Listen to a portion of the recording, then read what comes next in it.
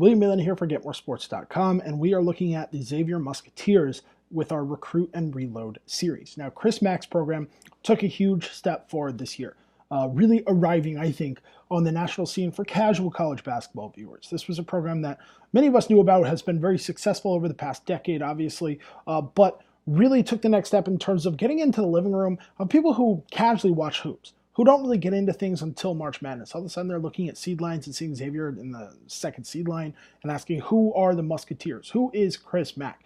And I think, obviously, a performance in the NCAA tournament where you bow out early is not great, but it doesn't define your program. It doesn't define your season. And I think Xavier is set up very well for next year. Now, they lose Reynolds and Farr to graduation in the NBA, and that's huge in terms of losing your athleticism and toughness underneath. There's no doubt about that.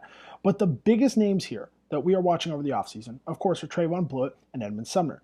These are the two best players on the team, two guys that can lead Xavier going into next season. They do bring in talent. Quentin Gooden should be able to help kind of mitigate the loss of a guy like Reynolds, especially underneath.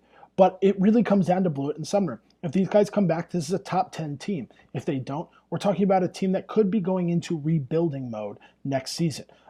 Definitely going to be interesting to follow this offseason. I do think Blewett and Sumner will both return to school, and I do think that they will give Xavier a huge boost. But really, you're talking about two veterans, even Sumner. You're talking about veterans that have the opportunity to really follow up on a season where people felt like they underachieved late in the year, obviously bowing out of the NCAA tournament just a little bit early.